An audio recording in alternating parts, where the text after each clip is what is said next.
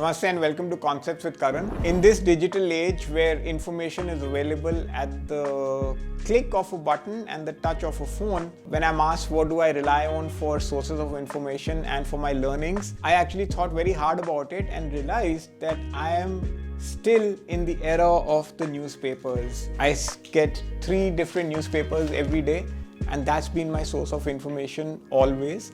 I'm not saying that the digital channels are something I don't kind of listen to, but I wanted to just spend some time on explaining why I still think that the newspapers are extremely relevant, and at least in my life they made a profound impact. For example, the 3 newspapers that I read are, one of them is the Times of India, there's the Economic Times, and then there is the Mint. 2 of them are related to financial markets and one of them obviously is general news. But the beauty is that in each page there is something different to read about, to learn, to implement, and also to kind of intellectually expand your horizons, because each paper brings with it something different. For example, Economic Times is so focused around markets on a daily basis, what's happening today, what's going to happen tomorrow, etc.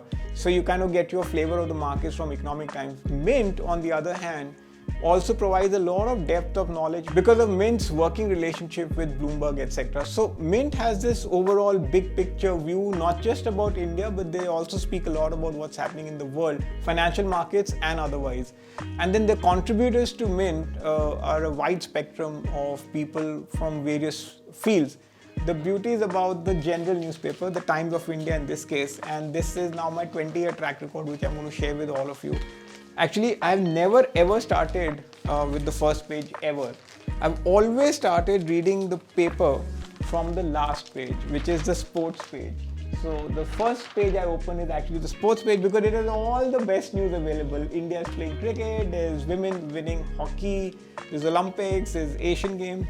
So I start my day with great focus on sports, and then I move backwards. So there's sports, and then there's tennis, etc, etc, and suddenly I come on to the editorials, because that's where the intelligent inputs start to come. Like for example, today's topic on the op-ed is something known as "There's a Ram for Everyone" by one of India's pretty well-known mythologists, Devdutt Patnaik. And this is just today's paper. I mean, you can just kind of get a reference of what I'm trying to say. So then you start going further back and we come to the section which is about business, and next to it is international news. And in one shot, you get to know what's happening in the world plus in the business world.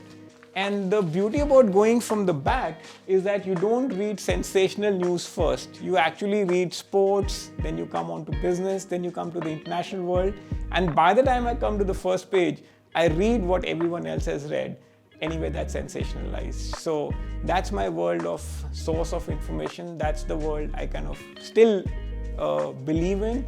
Having said that, there are some fantastic channels that I spend a lot of time kind of learning from, which is on YouTube, etc. So this is my world of newspapers. I do listen to some good podcasts, etc. on digital, and we'll speak about it next time in another video. But for now, back to the world of newspapers and keeping it physical. Thanks.